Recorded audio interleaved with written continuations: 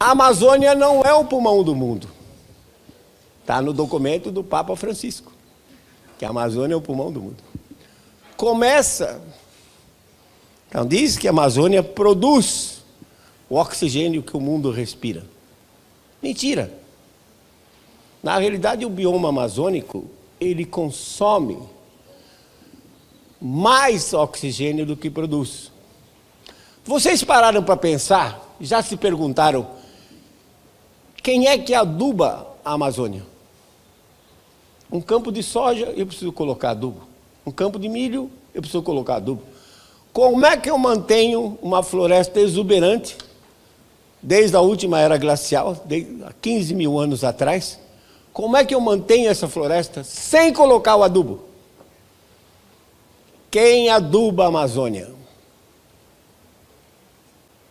Reciclagem de nutrientes, feita por micro-organismos. O que cai no solo da floresta? Folhas, galhos. Um macaco que erra o pulo e se despedaça, 2, 3 semanas depois, não está mais lá. Os micro-organismos reciclam toda a matéria orgânica, liberam os nutrientes, e o sistema radicular da floresta, que é essencialmente superficial, está pronto ali para pegar aqueles nutrientes e devolver. A floresta sobrevive já por mais de 15 mil anos nesse processo. Vejam como é importante. E esses micro-organismos são aeróbios. Eles consomem oxigênio. Uma árvore, durante o dia, produz muito oxigênio. Mas a árvore respira 24 horas por dia, como nós respiramos. E esses micro-organismos respiram 24 horas por dia. Portanto, a floresta não é o pulmão do mundo. Aliás, até a palavra pulmão está errada. Porque o nosso pulmão, ele não produz oxigênio. Ele é apenas um fole que tira o oxigênio do ar para incorporar no nosso organismo. A floresta produz oxigênio, mas ela consome mais. A principal fonte de oxigênio para o planeta são os 71% de oceanos que cobrem a superfície, suas algas que produzem esse oxigênio e que ele se difunde e vai para o ar. Mas a floresta é um grande filtro, poderia dizer assim. Porque por meio da fotossíntese, ela retira o carbono que os outros lançam no ar. Nós fizemos medidas em 1987. Permitam-me, de quanto carbono, quanto CO2 entra na atmosfera, na floresta, e quanto sai. Permitam-me usar esses dados. Reconheço que não é legal eu pegar dados de um ponto só, da Amazônia Central, e generalizar isso para todo o bioma. Isso não é válido. Mas só por questão de raciocínio. Se o que nós medimos na Amazônia Central em 1987, e foi um ano ruim, porque foi um ano de El Niño, a floresta tende a produzir menos, tá? Porque é seca. Então ela conserva mais água e a fotossíntese é menor. Se eu generalizasse isso para todo o bioma amazônico, 550 milhões de hectares, ia chegar à conclusão que a nossa floresta está absorvendo, está tirando da atmosfera 9 bilhões de toneladas de carbono por ano, por meio da fotossíntese, que é aproximadamente, como eu disse, o que toda a humanidade lança hoje na atmosfera. Aí, quando surgiu o protocolo de Kyoto, em 97, eu apresentei esses números. Porque o protocolo de Kyoto diz que poderiam pagar $40 por tonelada de carbono que fosse emitida. Disse, opa, estão aqui os números. A nossa floresta está consumindo 9 bilhões de toneladas. Então, a $40 por tonelada, eu creio que um preço justo seria 40 bilhões de dólares para a Amazônia receber e ser distribuída para a sua população por conta da conservação da floresta. Aí o que aparece no protocolo de Kyoto? $40 por tonelada só para a floresta plantada. Não valia para a floresta nativa. Aí então eu digo, bom, então a Amazônia não faz fotossíntese. Pronto. Né? O protocolo de Kyoto diz que a Amazônia não interfere no ciclo de carbono. Claro que os efeitos locais são terríveis. Não vou detalhar o aumento da temperatura quando você desmata. Então, aquela clareira que foi desmatada, há uma variação de temperatura durante o dia, pode registrar até 5 graus acima do que registrava antes. Decréscimo na evapotranspiração, mas o principal de infiltração de água, o solo da floresta, é absolutamente incrível. Você coloca uma chuva de 100 milímetros, não forma uma poça d'água. A água infiltra rapidamente, por causa dos canais que ficam, e raízes que apodrecem, formam canais no solo que rapidamente absorve água, quando comparado com o solo da estrada vizinha, em que chove e a água fica empoçada por dias e não infiltra. Claro, tem esses efeitos locais que podem ser controlados, mas o principal problema está aqui, ó. Nós fizemos um estudo de interceptação, ou seja, quanta chuva fica parada na copa da floresta e não chega até o solo. 10%. Se aqui, por exemplo, em Rio Branco, chove 2.000 milímetros por ano, 200 milímetros não chegaria ao solo da floresta. Mas se ela for retirada, esses 200 milímetros vão chegar ao solo. Representa 200 litros a mais de água por metro quadrado. O impacto da velocidade das gotas também desagrega a partícula do solo e provoca erosão. Esse solo vai parar nos rios, assoreia os rios, muda a qualidade da água e de toda a vida que depende.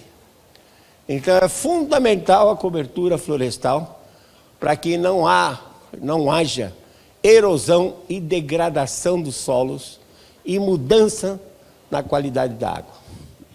Então, localmente, o desmatamento ele é ruim. Globalmente, não tem influência.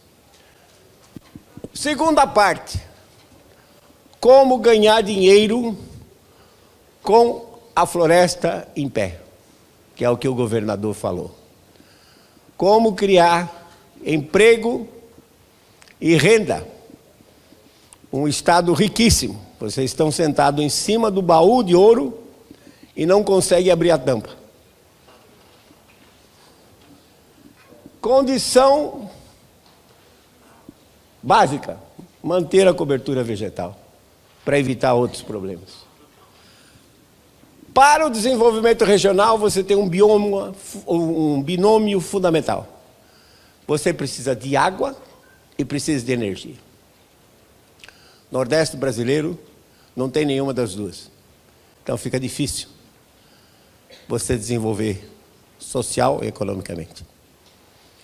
Aqui o problema não é água.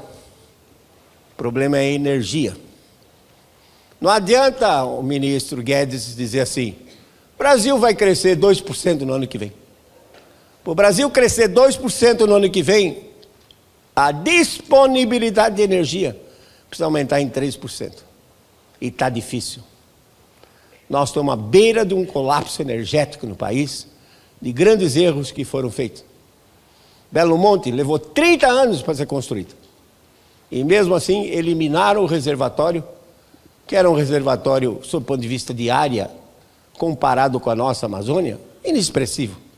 2.600 km², que permitiria que a usina funcionasse por mais de 2 meses. Hoje, Belo Monte vira uma usina a fio d'água. Chove de outubro a março, gera. De abril a setembro, fica parada. Um investimento de bilhões de reais, infelizmente, pela pressão ambientalista, que até atores foram convidados para se vestir de índio para fazer protesto lá. Nem os próprios caciques reconheciam as pessoas que estavam lá, fantasiadas de índio. Para vocês verem o que é, né? Então, energia elétrica é. E aqui você tem um problema sério. Como é que você vai colocar energia em pequenos núcleos populacionais, nas aldeias indígenas? Hoje, se você tiver um terreno bom para levar um trifásico de 3,8 kV, você gasta R$60 mil por quilômetro. Tá? Levar um linhão do Pará para o Amazonas, Manaus, a um custo muito alto. Tem que desmatar a floresta, tem que manter a floresta, aquela faixa desmatada, porque a floresta, ela volta a crescer, ela quer recuperar o terreno perdido, e as linhas de alta tensão podem ser prejudicadas com o crescimento da vegetação. Muito caro. Então, as soluções energéticas aqui, que são prioridades, vou mostrar para vocês que elas podem ser localizadas. Soluções locais. Outra que coisa. Produção agro-silvopastoril. Esse era o termo que a gente usava há 50 anos atrás. A Embrapa veio com um outro termo, que é como trocar 6 por meia dúzia. Sistemas lavoura, floresta e pastagem. Tudo igual, a mesma coisa. Manejo da floresta, e manejo que eu digo é o seguinte: você tem uma floresta natural. Você pode criar dentro dessa floresta. Se você for procurar um mogno nessa floresta, provavelmente você vai achar um mogno em 5 hectares. Tá? Ou um pau-rosa, ou uma maçaranduba, às vezes 5, 10 hectares para encontrar. Você pode plantar dentro da floresta uma floresta geométrica, em que você sabe que esta árvore aqui é um mogno, a outra é uma maçaranduba, a outra é um pau-rosa. Você constrói dentro da própria floresta uma floresta geométrica, sem mexer na floresta original. É claro que você tem que levar um pouco de adubo, porque afinal de contas você vai retirar essa madeira. No caso da floresta natural, não se retira nada, ela recicla. Mas se você vai plantar e vai tirar, você é obrigado a levar adubo para compensar aquilo que está tirando. Tecnologia de madeira e de bambu. A taboca. Nós fizemos uma estimativa por imagem de satélite. E o estado do Acre tem da ordem de 4,5 a 5 milhões de hectares de taboca. Bambu. Impressionante. Quando você vê um filmezinho, né, acelerado, você vê que o bambu cresce 20 centímetros por dia. Por dia. Na Noruega, uma árvore para ser colhida leva 150 anos. O indivíduo planta, o filho dele cuida e o neto é que vai colher a árvore. Então, quando nós estivemos lá, na Suécia, que ele nos levou para o campo, aí olhava assim, uma arvorezinha desse tamanho e contava, esta daqui tem 8 anos. Aí o outro um pouquinho maior, essa daqui está com 17 anos. Disse, professor, sinto muito. Na Amazônia, uma imbaúba cresce 4 metros em um ano. E o bambu, 20 centímetros por dia. Tecnologia de bambu. Você faz desde palito de dente. Desde palito de dente. Até MDF. Medium Density Fiber. E os MDF feitos de bambu são mais resistentes do que os MDF feitos de eucalipto. Porque eles têm, bambu tem fibras longas e dá uma resistência maior, uma durabilidade maior do MDF. Então, manejado esse bambu que é natural. E outras coisas, né? Dependendo do tipo de bambu, além de você usar para comer, né? Broto de bambu, que é muito apreciado no Oriente, você ainda tem fibras que podem fazer tecidos de bambu. Então tem uma infinidade de aplicações do bambu e ele está aí, nativo. Prestem bem atenção. Quando se fala em desenvolvimento regional, vocês que são empresários, Federação da Indústria, quando se fala em desenvolvimento regional, a gente tem que chegar no local e dizer assim, meu amigo, o que é que você considera praga aqui? Que você tenta acabar com ela e não consegue. Por exemplo, no Maranhão é o babaçu. O cara vai fazer um pasto, na hora que ele está terminando a outra ponta, o babaçu já cresceu nesse lugar daqui, na outra. Plantas nativas não têm inimigos. É diferente de eu implantar um dendê, por exemplo, que veio da África e que ele está sujeito a pelo menos 2 grandes doenças, como o amarelecimento fatal e o anel vermelho. Porque a planta não tem defesa. Plantas nativas. O que é praga aqui no Acre? Bambu. No momento que você determina qual é a praga, você diz, então agora vou estudar qual é o valor econômico que essa praga tem. E no caso do bambu, é absolutamente fantástico. Toda vez que você lê, você encontra gente fazendo coisas com bambu que não se imaginava antes. Não está esgotado. Outra praga, buriti. Qualquer chavascal, qualquer área alagada, tem buriti.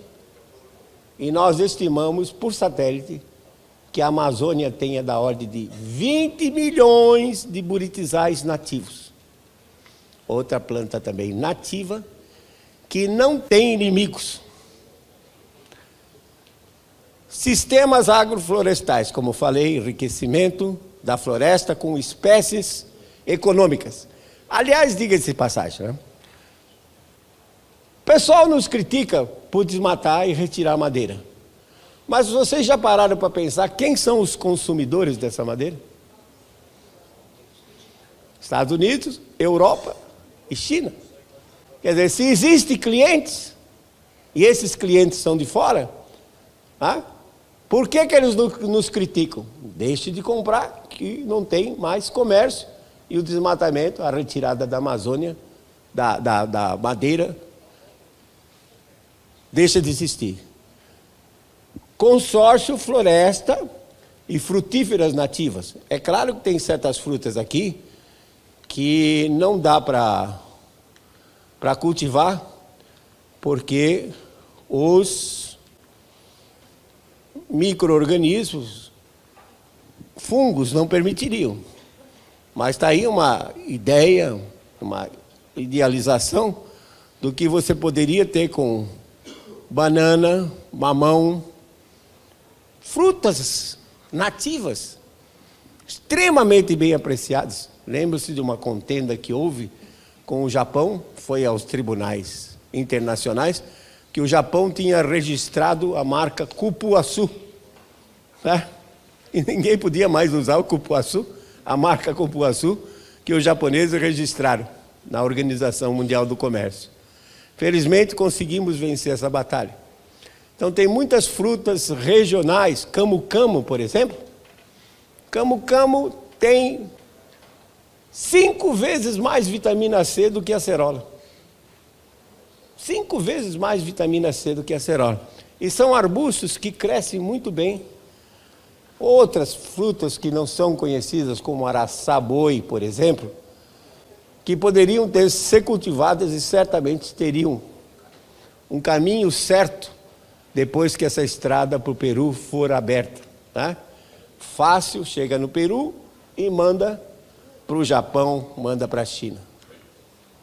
A agricultura de várzea. Muitas várzeas é possível fazer agricultura.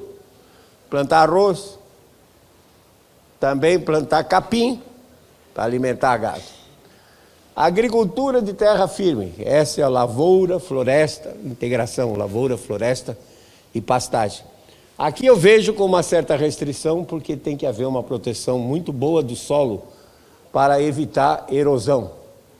Então, por exemplo, já há exemplos em que se tem floresta plantada e soja no meio, por exemplo, para evitar erosão. Mas precisa tomar cuidado, uma certa restrição com relação a isso. Agora aqui está uma outra grande parte do tesouro. Fitoquímica. Remédios, alcaloides, flavonoides, que se podem retirar das plantas. Óleos essenciais, óleos aromáticos. Condimentos que se podem retirar das plantas. E infelizmente eu tive um projeto que não foi aprovado há mais de 20 anos atrás, onde eu tinha proposto que se fizesse uma equipe multidisciplinar, composta de botânicos, indigenistas, médicos, geólogos, e que essa equipe fosse visitar cada aldeia e aprender com os caciques e com os pajés. Porque a cultura milenar indígena, ela foi obtida nas tentativas de acerto e erro. Então, quando você chega para um pajé e ele diz, eu uso essa planta para isso. Essa cultura está se perdendo. É claro que índios, negros, asiáticos, todos nós, como o governador disse, nós temos o mesmo DNA. A gente veio do mesmo Homo sapiens que surgiu há 150, 160. Essas discussões de raça nem deveriam existir, porque características externas são forçadas pelo ambiente que se vive, e não no fundamental, que é o DNA. Esse conhecimento milenar que os indígenas conseguiram está se perdendo. Está se perdendo. Então, a minha proposta, há 20 anos atrás, era uma equipe multidisciplinar que resgatasse esse conhecimento para que a gente possa utilizar isso na exploração da floresta. Pode-se tirar metanol, furfural, lignina, plantas medicinais, plantas ornamentais. Uma haste de helicônia hoje é vendida entre 5 e 10 reais, uma haste de helicônia. Condimentos, urucum, por exemplo, que os índios até usavam para se pintar, usam ainda, pode perfeitamente substituir a páprica, que os europeus tanto adoram. Óleos, resinas, como o óleo de copaíba, né, que tem propriedades antissépticas reconhecidas. O óleo de buriti, que eu vou detalhar um pouquinho mais para frente. O perfume, um dos perfumes mais famosos do mundo, Chanel número 5. A base do Chanel número 5, pau rosa da Amazônia. Obtido naquele processo antigo de destilação. Tá?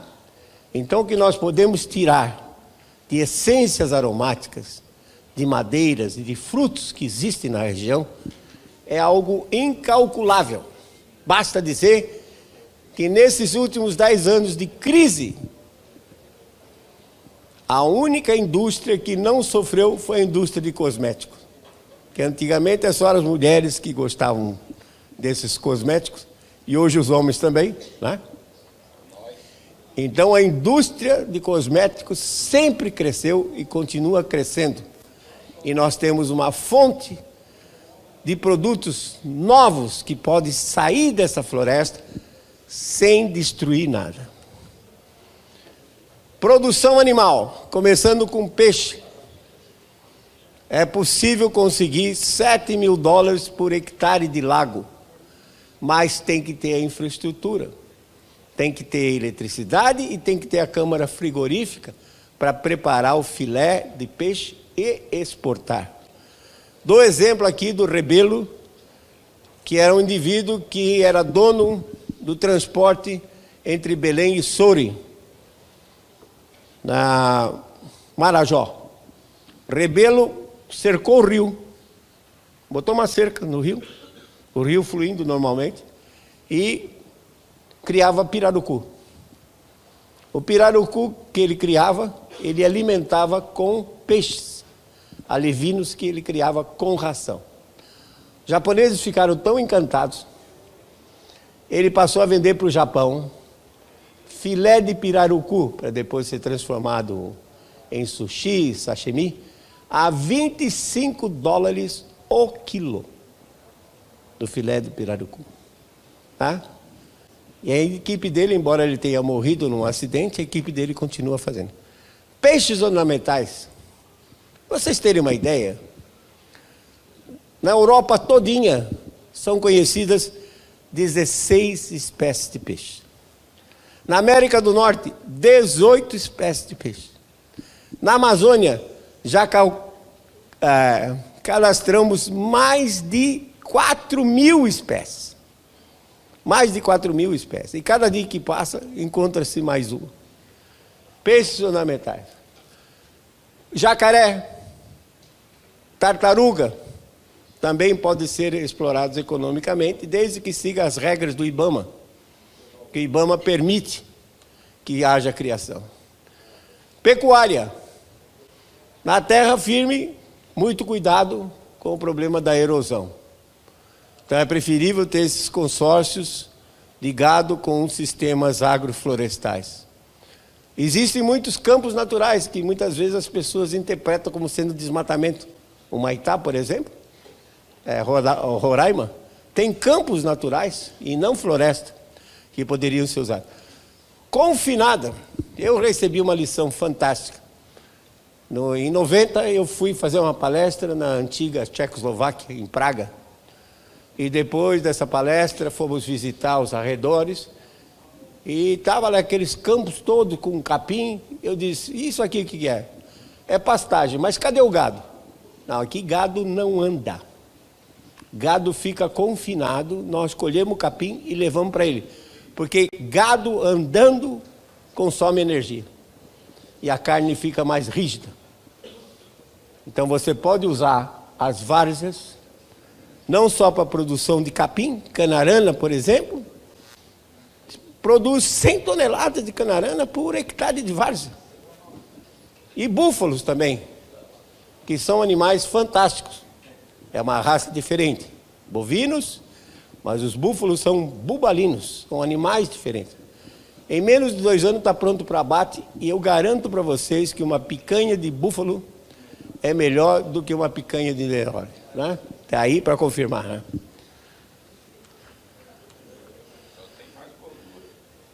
Mas a gordura tem 40% a menos de colesterol. Tá? Isso que é importante. Então você pode comer a gordura sem problema nenhum. Animais silvestres, com reposição de acordo com as regras do IBAMA. Porco do mato. Por que o pessoal vai para a churrascaria e muitas vezes pede javali, que é um porco do mato que veio da Europa? Por que não usar os nossos? O duro é pegar ele, né, cacique? Caititu, queixada, são bichos. Esse que é difícil. Nem onça gosta de caititu e queixada. Roedores como capivara, paca, cutia poderiam ser utilizados. Animais ao tempo todo atrás desse dono é impressionante. Lindos os animais. $2.000. Uma jiboia de 1,5 metro. Tem gente que adora ter pet, né? Uma cobra dessas em casa. Eu fico até arrepiado. Mas os índios têm também. Os índios têm sucuri, têm jiboia, vivendo com eles, que elas controlam os roedores, controlam ratos, etc. $500. Um papagaio, normalmente ele vale $1.000. Porém, se você ensinar ele a falar inglês, hello, I love you, aí o preço é agregado, já vai para $3.000.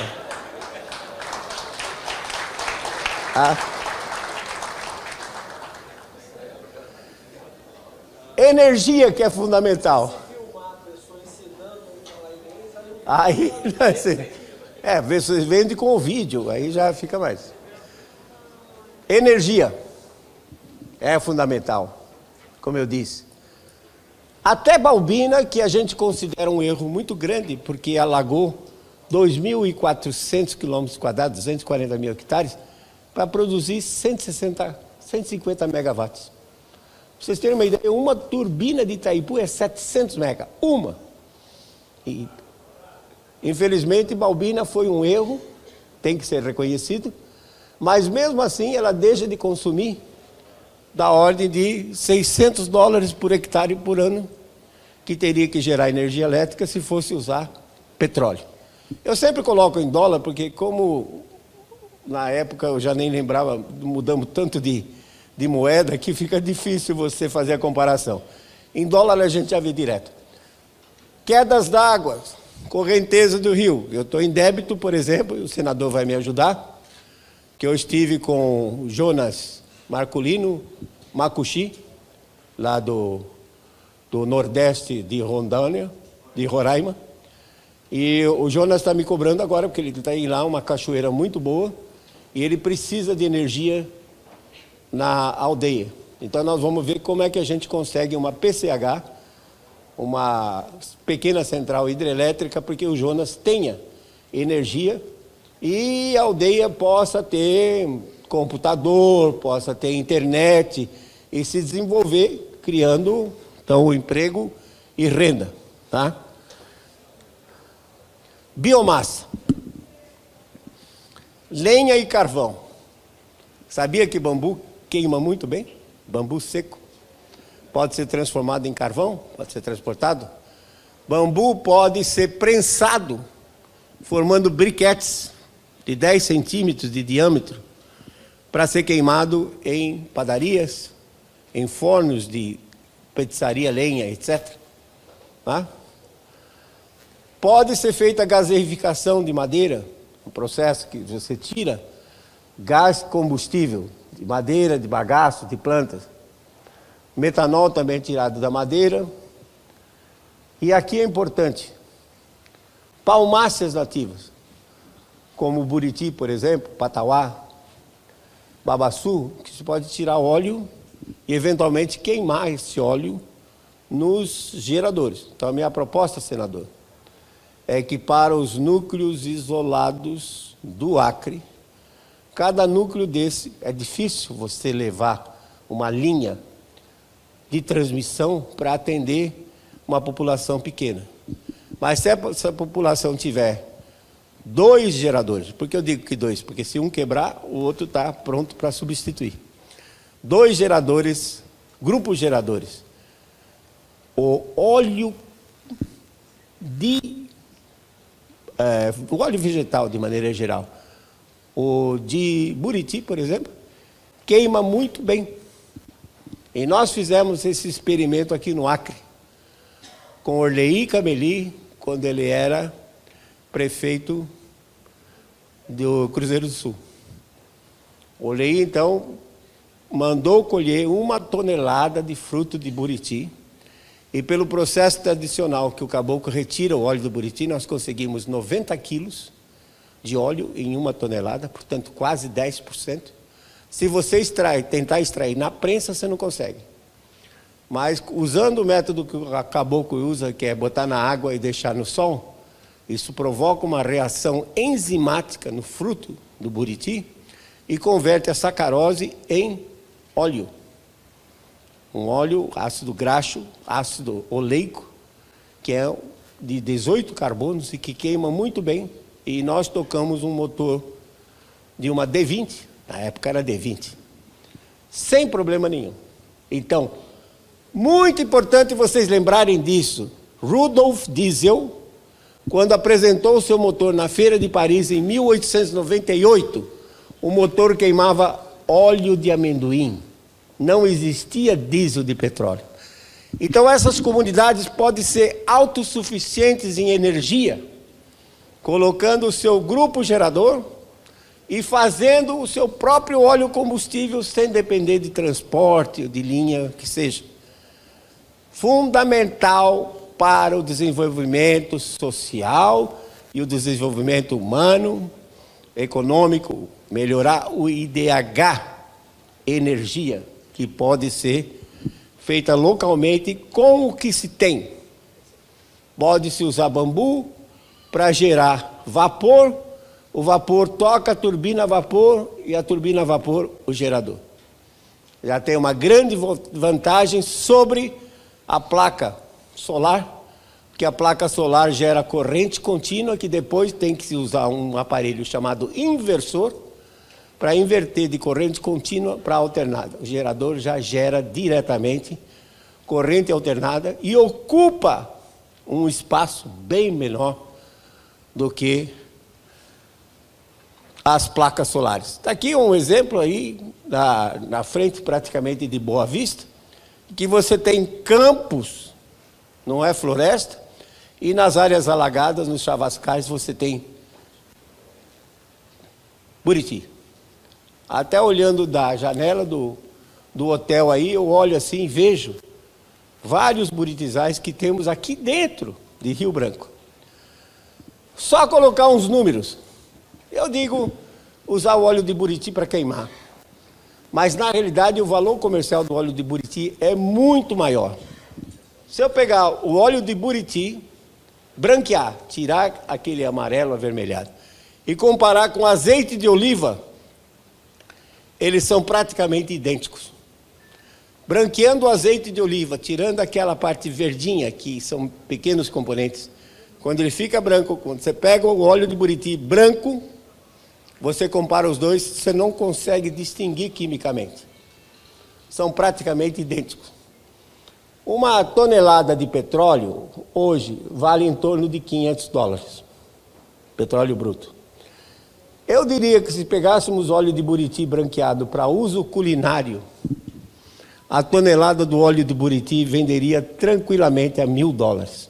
Muito mais caro do que o petróleo. Mas eu estou falando em termos de geração de energia, utilizar o óleo, porque a energia vai produzir outras coisas mais. E Buriti tem outras coisas.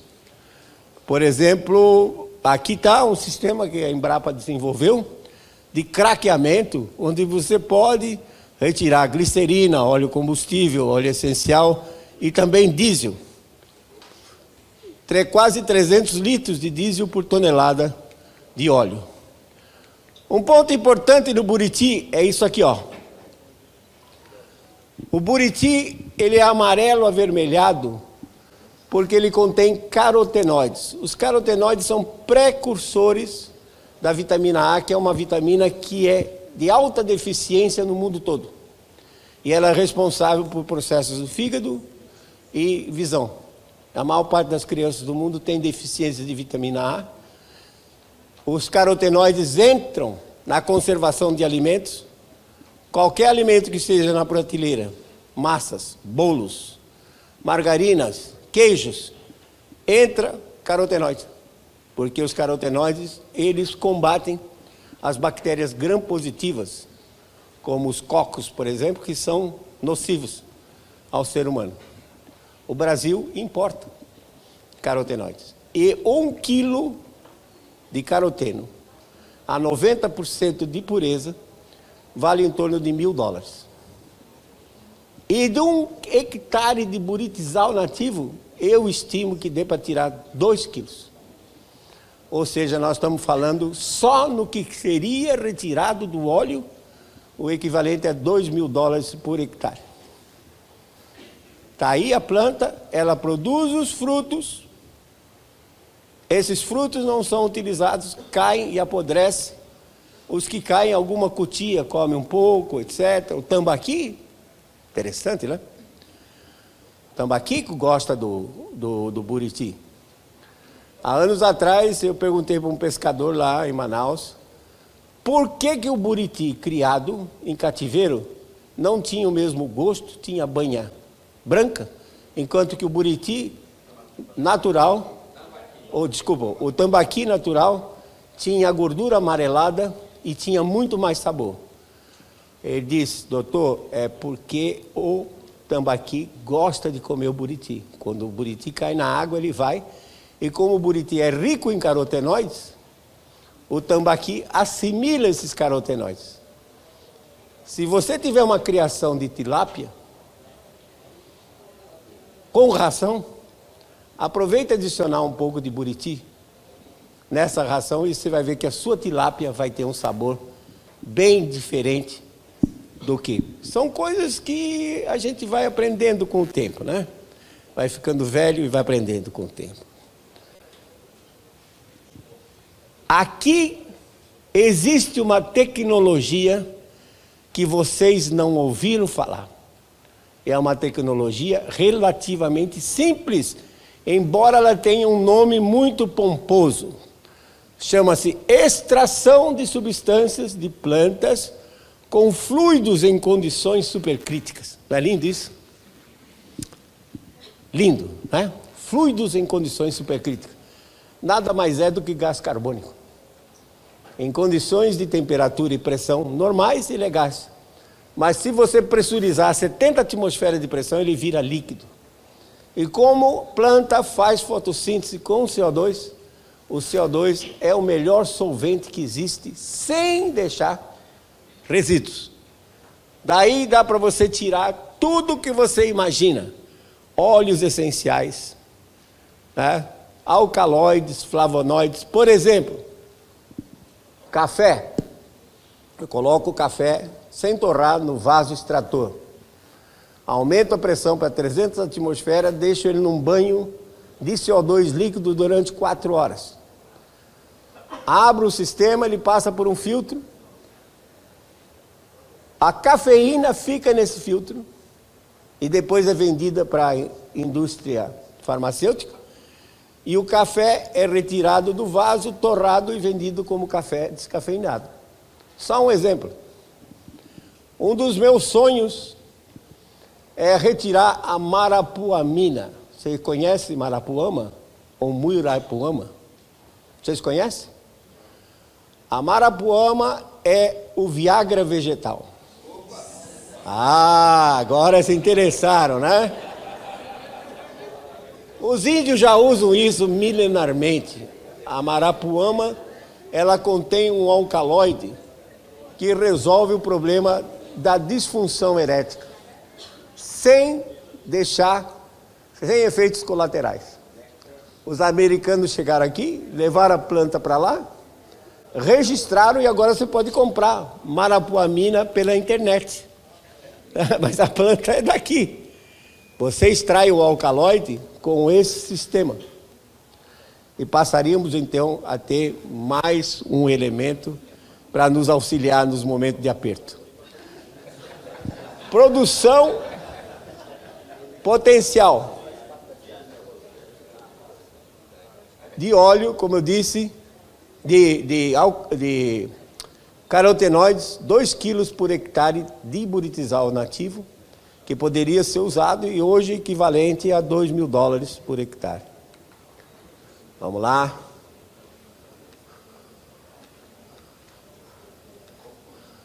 Concluindo.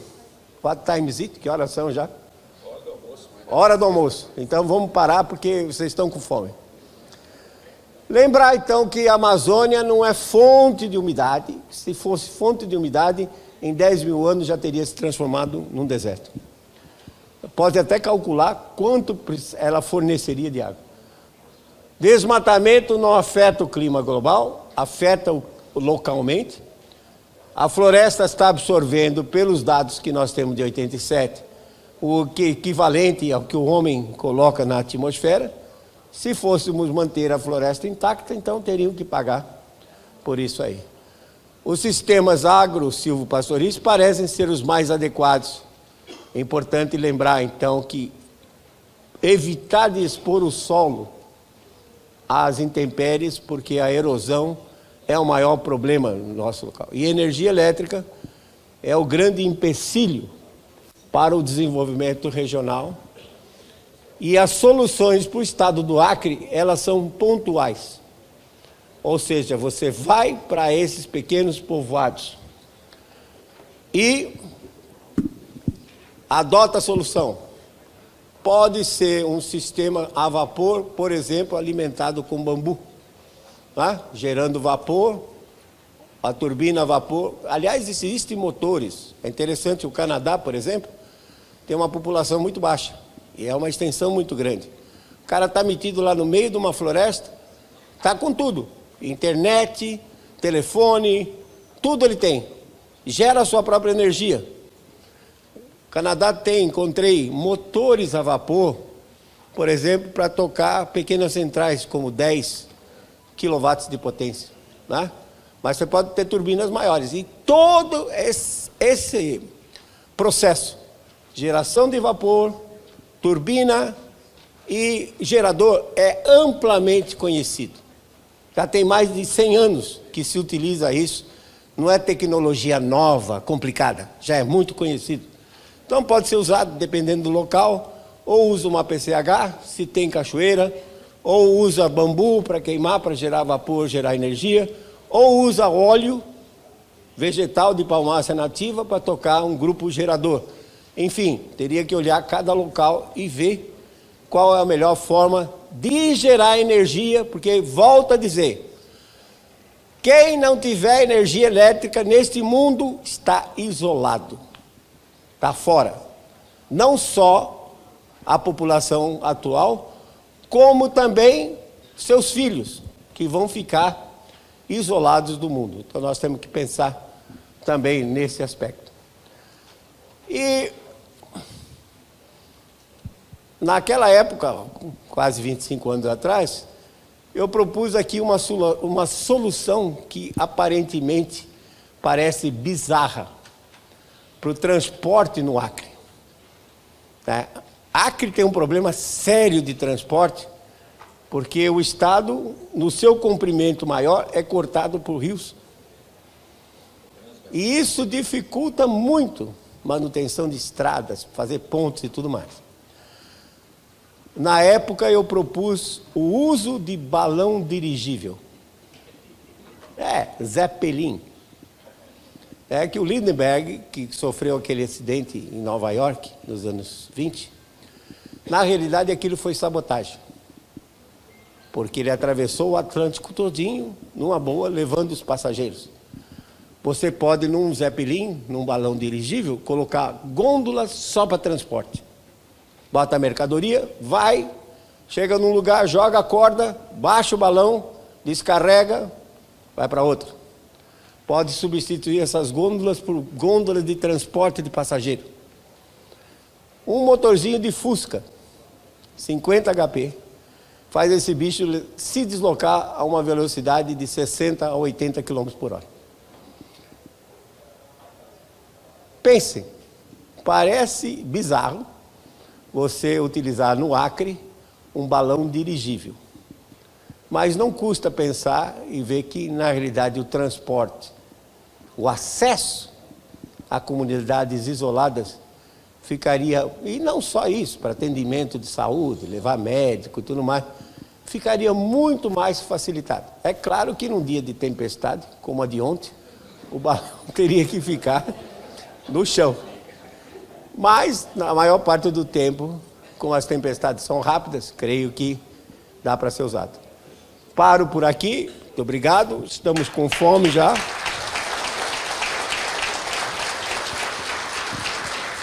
E não sei se vamos ter tempo para algumas perguntas. Vamos abrir para algumas perguntas, né, algumas dúvidas. Em 2014, você viu um fluxo, estimou um fluxo grande indo. Eu sei um lugar onde caiu por aqui. Nós tivemos inundação do Rio Madeira. E então aquela água que era para ir para o sul, chegou aqui. Tem estudos em termos de boletim que faz avaliação dos impactos na atribuição, que disse que não era ligado com efeitos globais, que essa foi a questão local. Concordo contigo nesse aspecto. Mas é só a questão de balanço de massa. Aquele desmatamento na parte leste indica aumenta o fluxo nos rios e menos sendo, obviamente, menos sendo transportado. É possível que realmente isso ocorra, né? Porque a evapotranspiração diminui, e se tiver água no lençol freático. O grande problema do desmatamento na bacia é a mudança no regime do rio, né? Porque se você pega uma região, por exemplo, no leste, em que chove muito durante um período, vamos dizer que chova no sudeste da Amazônia, sudeste do Pará.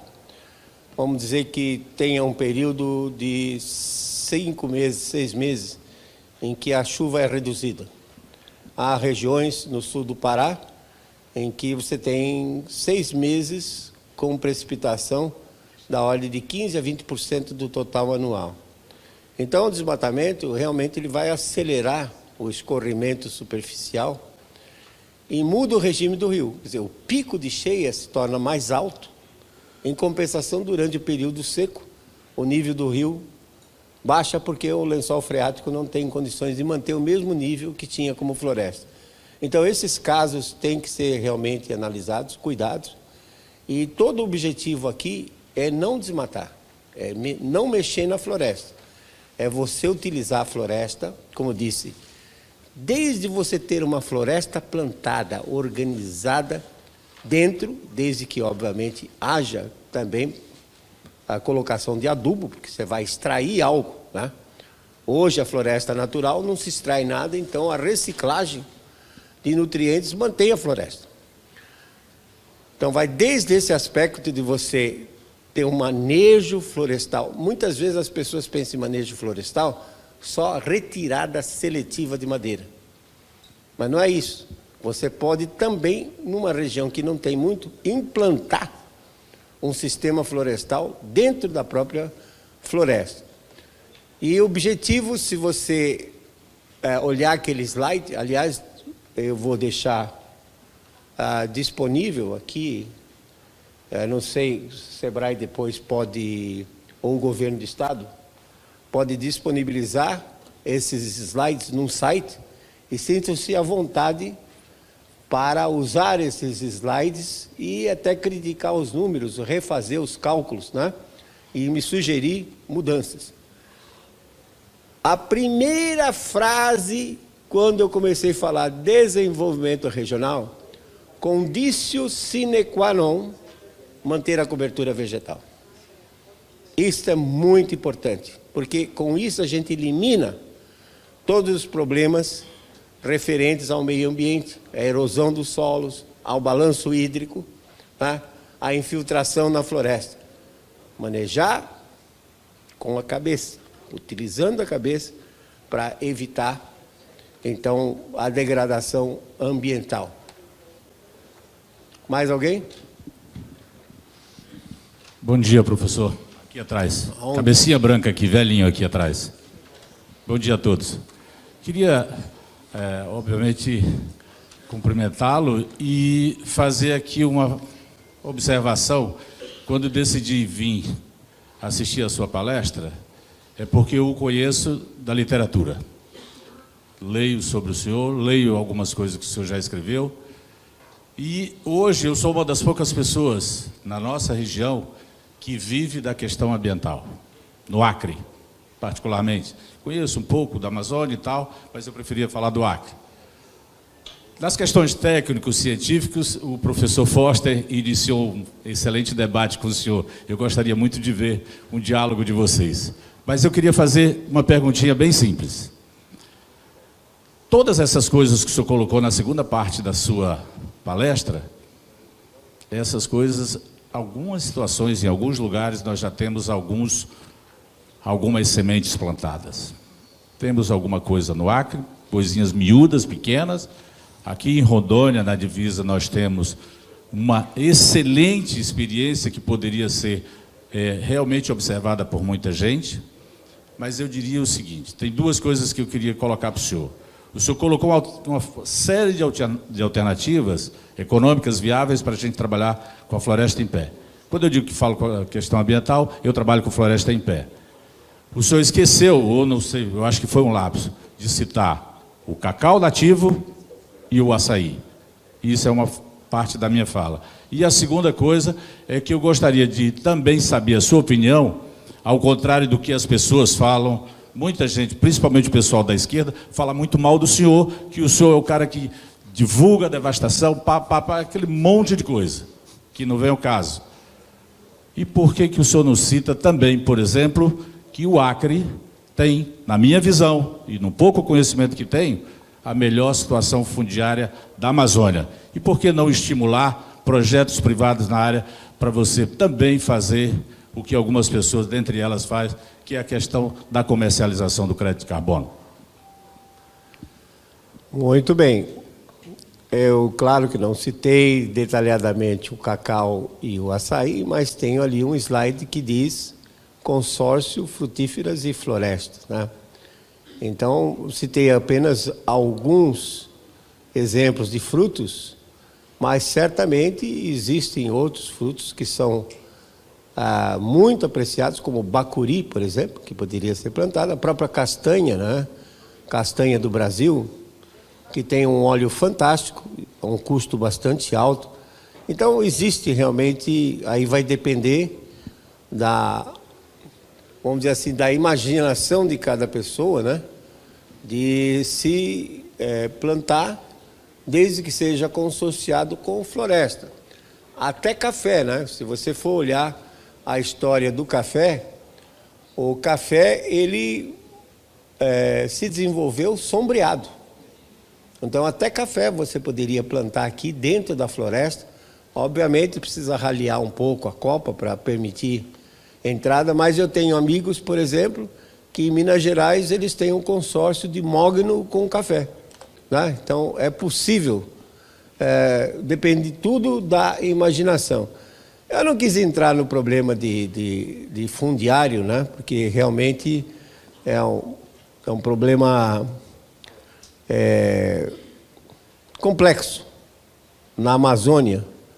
E se o Acre tem uma condição ótima, então, parabéns, é um problema a menos, né, do que existe. Então, o caso do crédito de carbono, eu deixei muito claro aqui. Você pode levar a cópia e tem os números. Eu disse, permitam-me utilizar os dados que nós medimos na Amazônia Central em 1987, que generalizando esses dados, não deveria fazer, mas generalizando esses dados para os 550 milhões de hectares que compõem o bioma amazônico, não a Amazônia legal, o bioma amazônico. Você faz os cálculos e você chega à conclusão que essa floresta está absorvendo o que a humanidade está lançando hoje. E quem lança mais são os países desenvolvidos, né? Estados Unidos, Comunidade Europeia, Alemanha, que é uma das que contribui para o fundo amazônico, terminou a construção de 23 termoelétricas a carvão, 12 gigawatts de potência, uma Itaipu e meia. O Itaipu tem 14 gigawatts de potência instalada, mas o Rio Paraná roda menos de 60% do tempo. Então, fixo de Itaipu, 8 gigawatts. A Alemanha construiu uma Itaipu e meia de termoelétricas a carvão. Energia chamada despachável, porque eólica não tem vento, não gera. Solar não tem sol, não gera. Hidrelétrica não tem água, não gera. Termoelétrica, se apertou o botãozinho verde, ela está gerando. Energia firme, confiável. Para que um paizinho como a Alemanha, eu digo um paizinho mesmo, Porque, por exemplo, no estado do Pará, você coloca 3 Alemanhas, ainda sobra um espaço. Um paizinho de 340 mil quilômetros quadrados, com 82 milhões de habitantes. Para que quer tanta energia assim? E a resposta você já sabe. 23 termoelétricas não vai jogar mais CO2 na atmosfera? Se você é adepto da teoria do aquecimento global, que colocando mais CO2 vai aumentar a temperatura do planeta de 5 graus no ano 2100, você diria que o que a Alemanha está cometendo é um crime contra a humanidade. E a Noruega também, que é o IDH número 1 do planeta, o Índice de Desenvolvimento Humano. O senador já mencionou aqui do que a Noruega vive. Depois da Segunda Guerra, descobriram o petróleo no Mar do Norte, e a Noruega vive de vender petróleo e gás para os outros queimarem. O que a Noruega está vendendo para os outros e fazendo dinheiro? Uma bomba? Poluição? Isso vai aumentar a temperatura do planeta? Então existe muita hipocrisia. Eu não creio que crédito de carbono vá resultar em nada. Por outro lado, você tem os argumentos aqui para usar e tentar ver se consegue. Eu acho que é enganação. Esses países, eles continuam fazendo o que eles querem.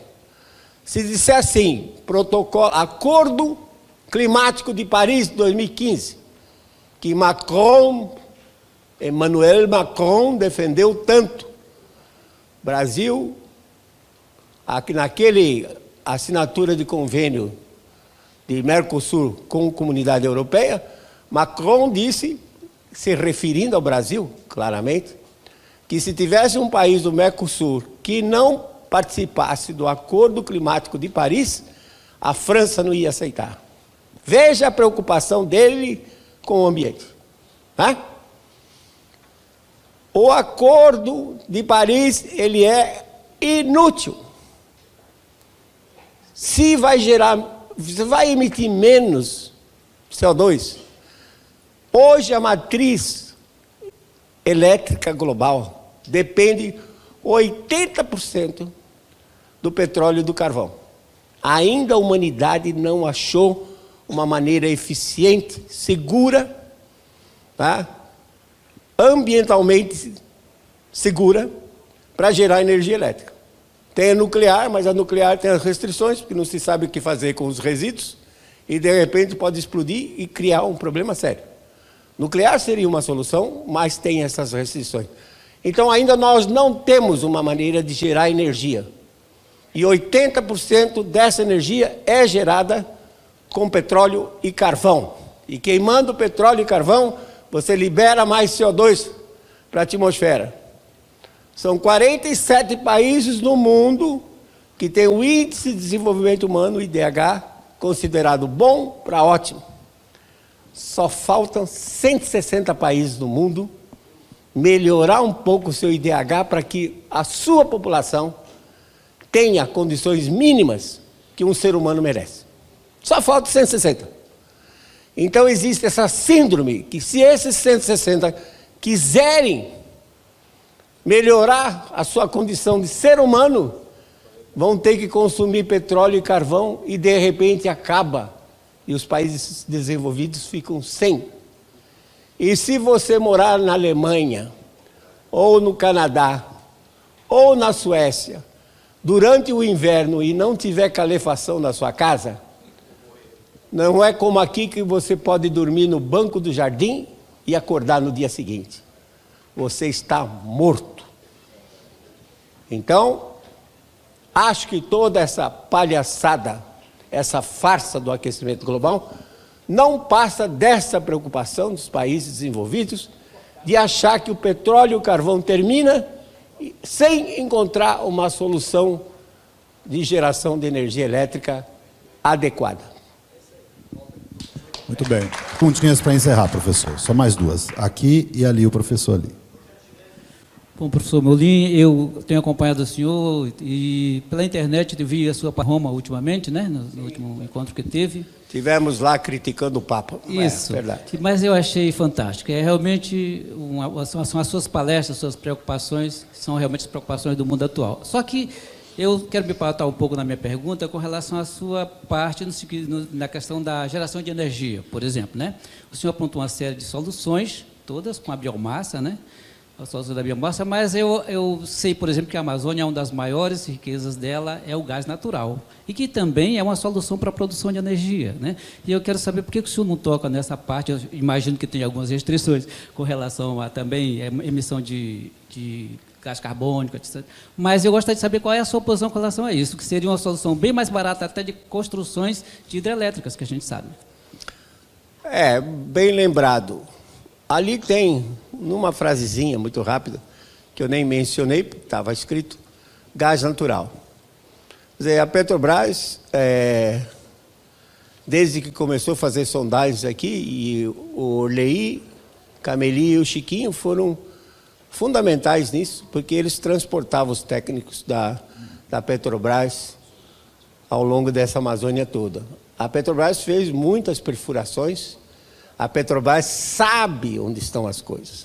Ela não divulga, mas ela sabe onde estão as coisas. O petróleo no Urucum, por exemplo, é um petróleo extremamente light, zero de enxofre. Zero de enxofre. É vendido para Nova York, para São Francisco, para Los Angeles, na Califórnia, para diminuir a poluição. Como muitos acreditam que o petróleo seja de origem biológica, né? E vegetal é uma delas, certamente deve ter muitas regiões que a Petrobras sabe onde está, que tem petróleo. Esse petróleo do Urucum, ele é tão leve que quando faltava diesel nas máquinas e nos caminhões, eles colocavam ele diretamente, queimavam. Gás natural. É sabido que o Juruá tem uma imensa reserva de gás natural. Pode ser explorado? Pode. Quando é que isso vai acontecer? É complicado.